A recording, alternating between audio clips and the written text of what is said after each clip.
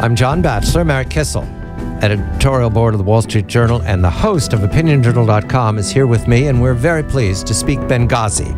Sideshow at the beginning of the week, political circus at the beginning of the week. Those are the skillful words of the White House speechwriters given to the President of the United States, standing next to the Prime Minister of Great Britain. The sideshow today went center stage in the Rose Garden.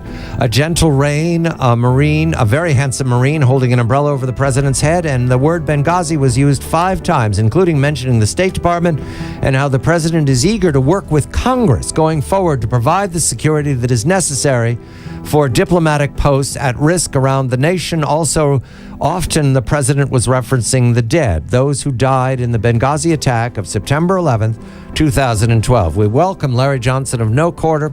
These last weeks, I've been thankful to have Larry to talk to every night. I'm very careful. Larry's very careful.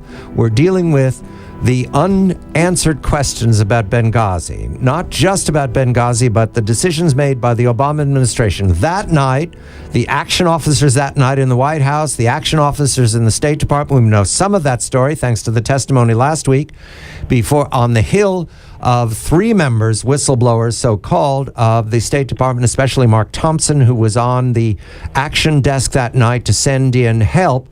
Larry, a very good evening to you. I begin with this revelation just up these last hours. You can all go to your ABC News website from Jonathan Karl. The emails confirm the 100-page document emails released yesterday by the White House just prior to the President's remarks on the IRS. I forgive everyone for getting confused. We're professionals and we got confused. But right now there's more clarity. The emails confirm, according to ABC, that the so-called talking points, quote-unquote, written by the CIA on the attack underwent extensive revisions, 12 versions, and that substantial changes were made after the State Department expressed concerns.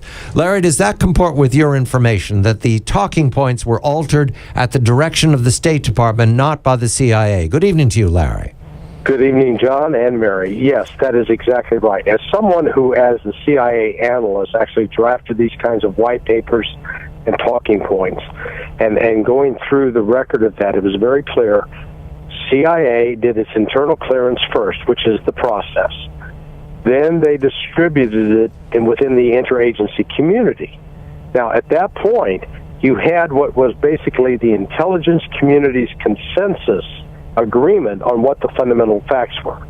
And the most important fact of that was that they didn't say they believed that Al-Qaeda was involved. They said, we know. The times that I, as an analyst, got to say, we know, were few and far between. So that was huge. I mean, that is enormous. The fact that they knew that Al-Qaeda was involved, and I'll tell you, it had to be because they had it on SIGINT. There was no other way.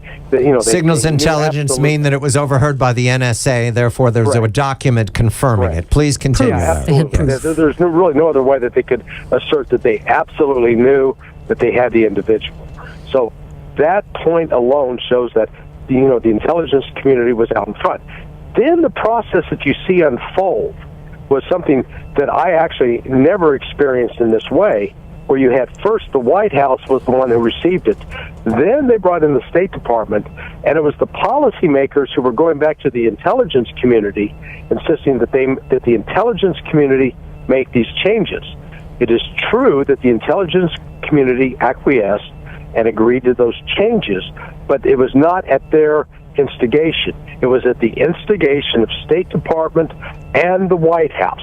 And that's very important. This shows the political influence where they were second-guessing and overriding the intelligence community's objective assessment of what was going on. But Larry, that's consistent with how the administration has operated in many spheres of this term, whether it's for the intelligence community, whether it's for what they want EPA to do. It's the directive comes from the White House, the direction comes from the White House, and everyone else complies.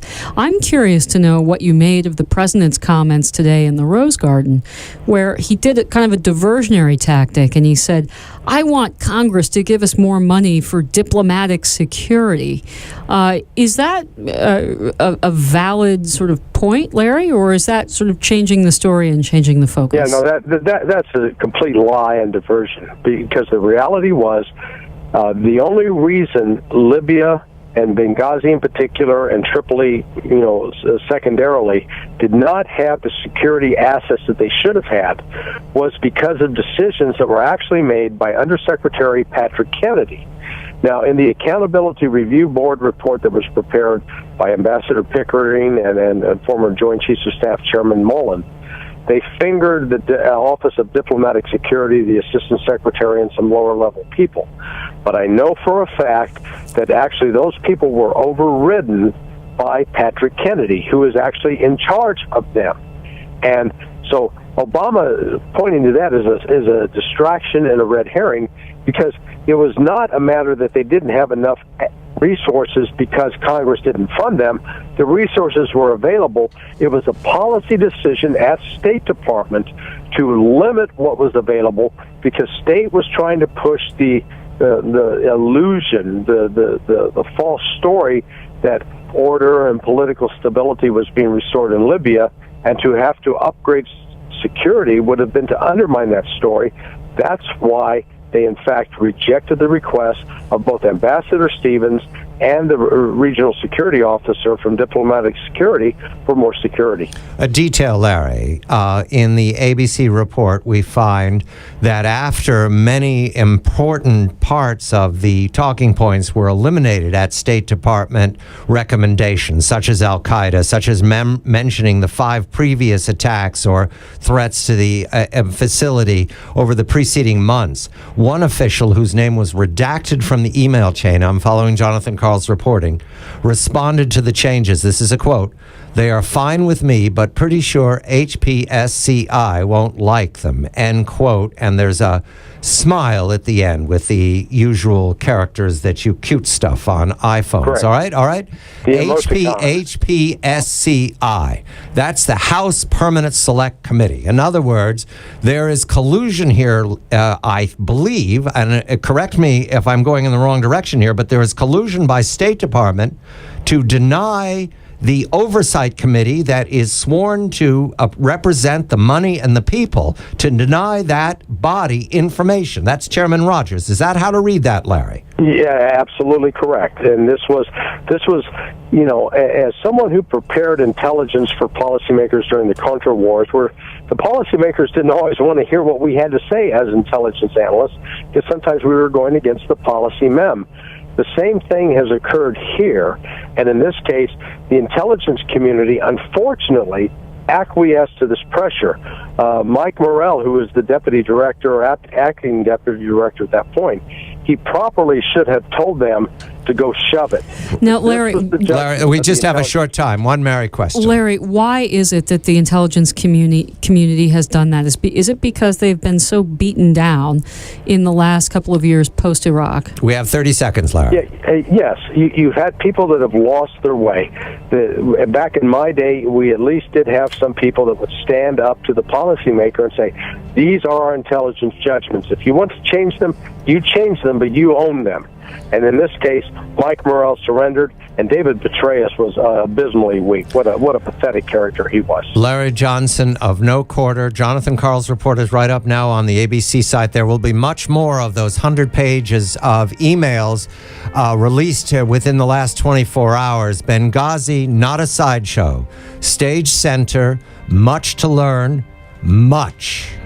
Mary Kissel of the editorial board of the Wall Street Journal and the host of Opinion Journal each day at 1 p.m. Mary, thank you very much. Thanks for having me, John. I'm John Batchelor. This is The John Batchelor Show.